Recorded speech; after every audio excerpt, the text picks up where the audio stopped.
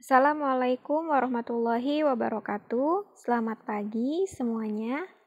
Hari ini Ibu akan menjelaskan bab 1 dan bab 2 materi persiapan PUHB, yaitu pekan ulangan harian bersama. Nanti ketika Ibu menjelaskan tolong dicatat di buku PKWU-nya.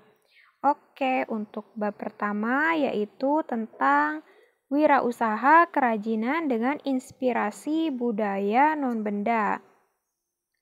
Ini ada karakteristik kewirausahaan.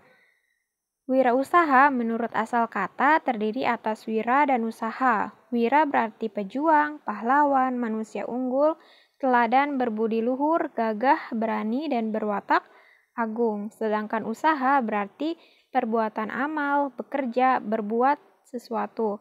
Pengertian dari wirausaha menurut KBBI adalah orang yang pandai atau berbakat mengenali produk baru, menentukan cara produksi baru, menyusun kegiatan untuk mengadakan produk baru, mengatur permodalan operasinya, serta memasarkannya.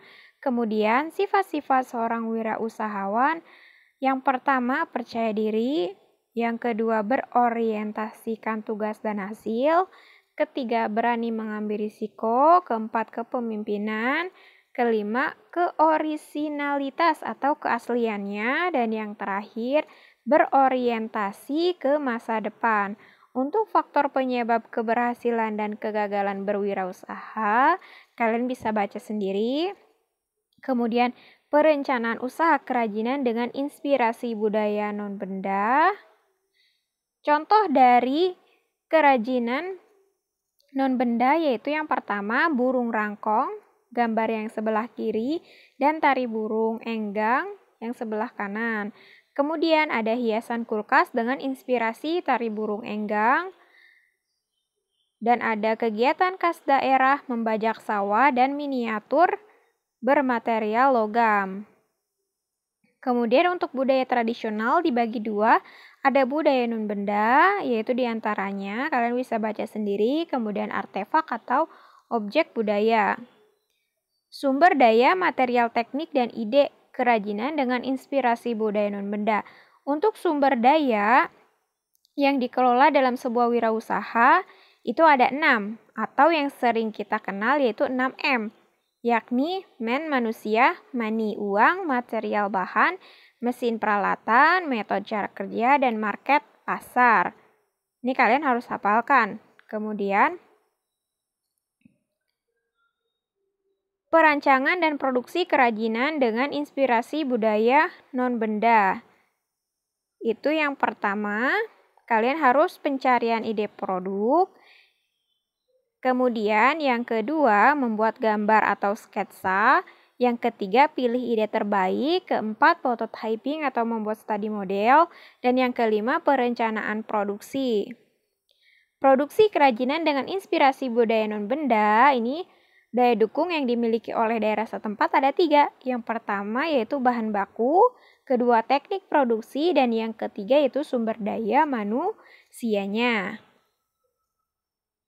Kemudian, untuk kemasan kerajinan dengan inspirasi budaya non-benda, itu kemasan untuk kerajinan berfungsi untuk melindungi produk dari kerusakan serta memberikan kemudahan membawa dari tempat produksi hingga sampai ke konsumen.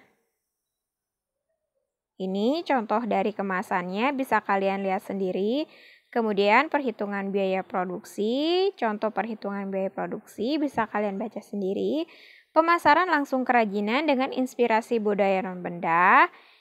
Pemasaran langsung itu adalah promosi dan penjualan yang dilakukan langsung kepada konsumen tanpa melalui toko. Ya, jadi penjualan langsung merupakan hasil dari promosi langsung yang dilakukan oleh penjual terhadap pembeli. Di sini ada 2. Yang pertama yaitu penjualan penjualan satu tingkat, dan yang kedua yaitu multi tingkat. Oke. Langsung ke bab 2 yaitu tentang rekayasa wirausaha produk teknologi transportasi dan logistik. Yaitu ada perencanaan usaha produk teknologi transportasi dan logistik. Ini ada 4. Yang pertama perancangan dan produksi, kedua perhitungan biaya produksi, ketiga pemasaran langsung produk, dan yang terakhir yaitu evaluasi. Ini karakteristik kewirausahaan sudah Ibu jelaskan, kemudian sifat-sifatnya juga sudah Ibu jelaskan di bab 1. Sama saja untuk perencanaan usaha produk teknologi transportasi dan logistik. Dari pengertian transportasi itu apa sih? Transportasi adalah proses perpindahan orang atau barang dari satu tempat ke tempat lain. Ini kalian bisa baca sendiri. Kemudian, contohnya apa sih Bu? Contohnya itu, yang pertama yaitu pedati untuk transportasi darat. Yang kedua, pesawat terbang untuk transportasi udara. Rakit untuk transportasi di air, kemudian prinsip dan berjalan untuk transportasi barang yang sebelah kiri, kemudian yang manusia sebelah kanan. Dan yang terakhir yaitu papan luncur untuk perpindahan jarak dekat. Oke. Ini kalian bisa baca sendiri. Sumber daya, material, teknik, dan ide produk teknologi transportasi dan logistik itu seperti biasa ada untuk sumber daya 6M itu yang sudah Ibu jelaskan di bab 1. Kemudian perancangan dan produksi produk teknologi transportasi dan logistik. Proses perancangan produk diawali dengan identifikasi masalah, pencarian ide solusi, dilanjutkan dengan pembuatan gambar atau sketsa ide. Ini identifikasi masalah, mencari solusi dengan curah pendapat, kemudian rasionalisasi, prototyping atau membuat studi model, dan yang terakhir penentuan desain akhir. Produksi produk teknologi transportasi dan logistik. Kegiatan produksi diawali dengan persiapan produksi. Persiapan produksi dapat berupa pembuatan gambar teknik atau gambar pola. Tahapan produksi secara umum terbagi atas pembahanan, pembentukan, perakitan, dan finishing. Ini kalian bisa baca sendiri untuk pengertian dari 4 yang tadi Ibu sebutkan. Oke, kemudian kemasan produk transportasi dan logistik. Ini sama seperti bab pertama untuk kemasan. Tujuannya itu melindungi produk kerusakan serta memberikan kemudahan membawa dari lokasi produk hingga sampai ke konsumen. Oke.